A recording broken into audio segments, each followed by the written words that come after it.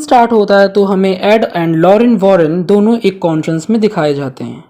वो वहाँ लोगों को अपने पैरानॉर्मल एंड स्पिरिचुअल एक्टिविटीज़ के एक्सपीरियंस के बारे में बता रहे होते हैं। अब सीन चेंज होता है, एक कपल दिखाया जाता है जिसमें husband Roger Perron and wife Carolyn Perron होते हैं। वो अपने बच्चों के साथ नए घर में शिफ्ट हो रहे होते हैं। उनके 5 बच्चे होते हैं जिनका नाम एंड्रिया, नैन्सी, क्रिस्टीन, सिंडी और अप्रैल होता है। अब सब घर में तो चले जाते हैं बट उनका डॉग अंदर नहीं जाता एंड काफ़ी डरा होता है। अब दिखाया जाता है कि अप्रैल को घर के बाहर एक बड़े से पेड़ के नीचे एक म्यूजिकल टॉय मिलता है जिसमें शीशा लगा होता है। वहीं दूसरी तरफ अप्रैल की बड़ी बहनें घर में हाइड एंड क्लैप खेल रही होती हैं।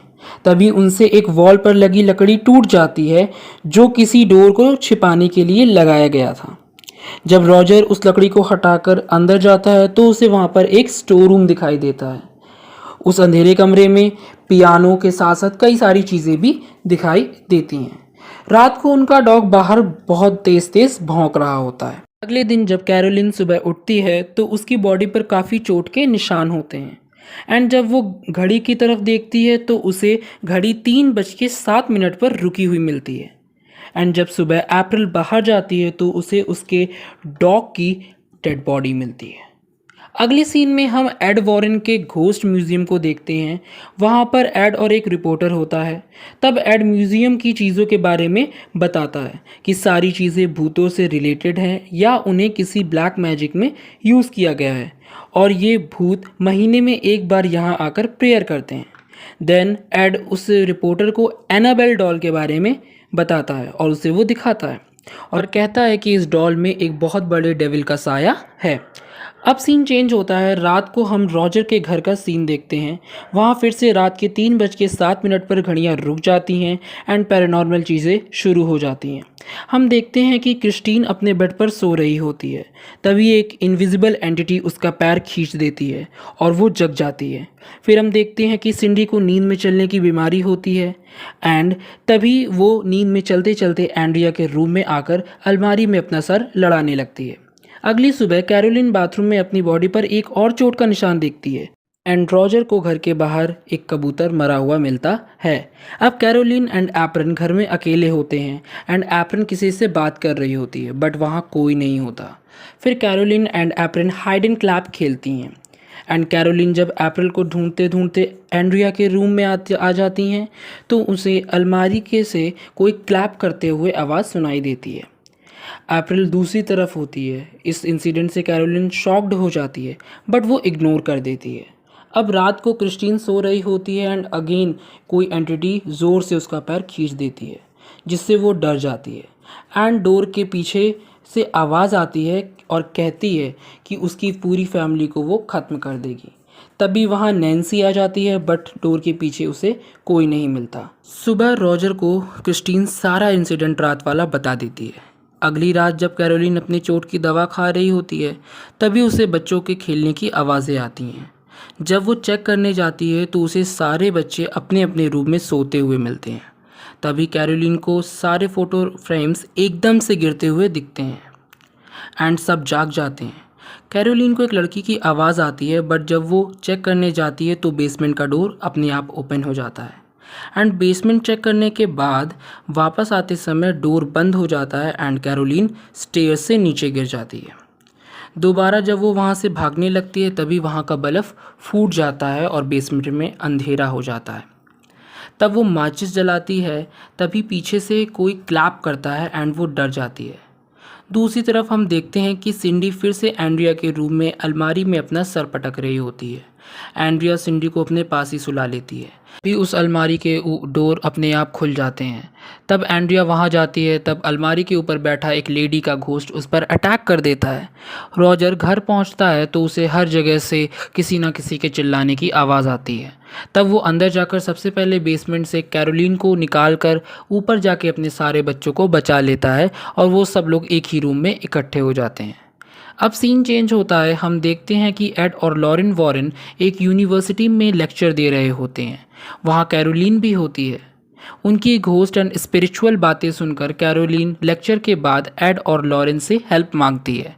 वो दोनों तैयार हो जाते हैं एंड उनके घर जाते हैं। वहाँ कैरोलिन एंड रॉजर वहाँ के सारे इंसिडेंट एड और लॉरेन को बताते हैं। देन एड और लॉरेन पूरा घर चेक करते हैं।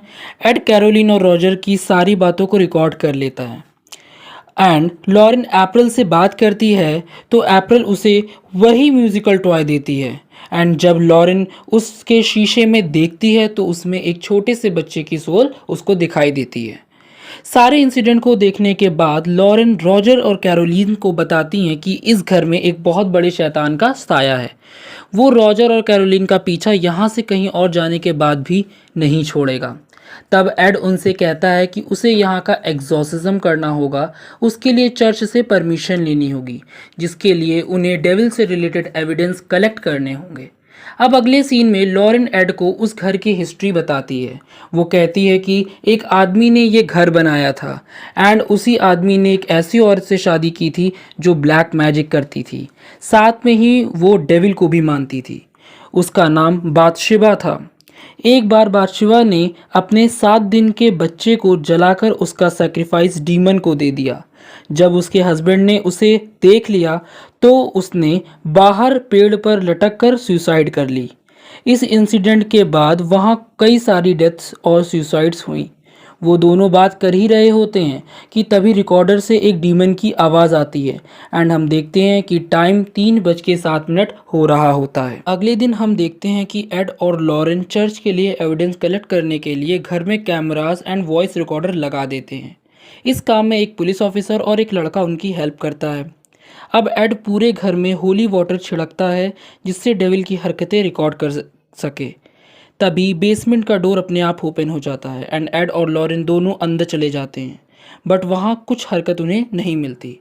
अगले दिन सब ब्रेकफास्ट कर रहे होते हैं, तब एड और लॉरेन कैरोलिन से कहते हैं कि वो रेस्ट करे, हम यहाँ सारा काम देख लेंगे।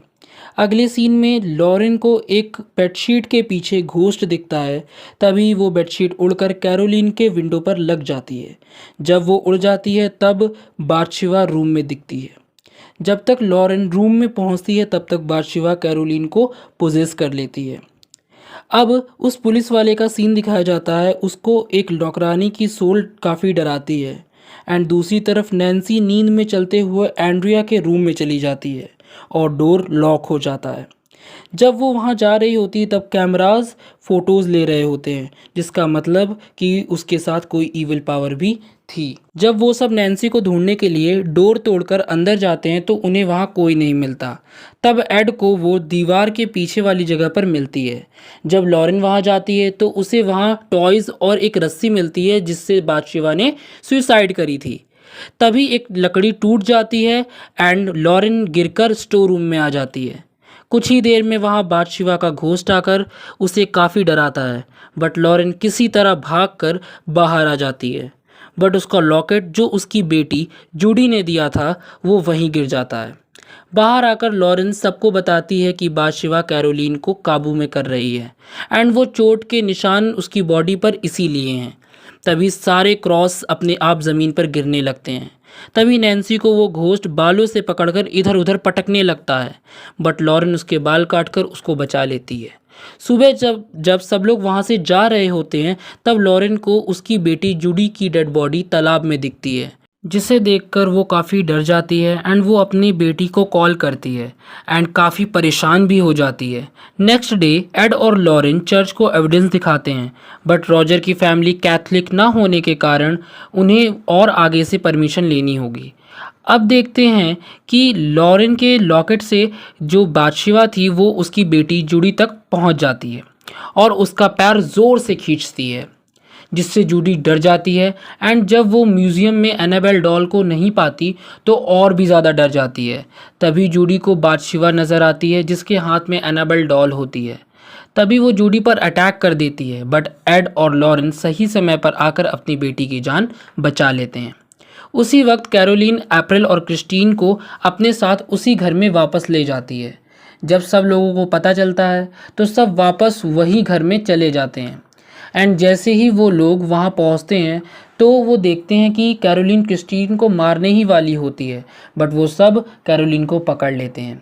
उसी टाइम अप्रैल डर के मारे कहीं घर में छुप जाती है एंड कैरोलिन को घर से जब ज़बरदस्ती बाहर निकाला जाता है तो वो घोस्ट उसकी बॉडी पर हार्म करने लगता है, उसको चोट पहुंचाने लगता है एंड उसे खींचकर स्टोर रूम में वापस ले जाता है। तब सब लोग स्टोर रूम में जाकर कैरोलिन को पकड़ते हैं बट वो काबू में नहीं आ रही होती। पुलिस ऑफिसर एप्पल को घर में ढूंढने लगता है। तभी सब कैरोलिन को बांध देते हैं एंड एड इस कंडीशन को देखकर एग्जॉर्सिज्म स्टार्ट कर देता है। बट तभी बादशिवा हवा में चेयर को उड़ा देती है और कस के पटक देती है जिससे कि चेयर टूट जाती है और उसकी रस्सियाँ खुल जाती हैं।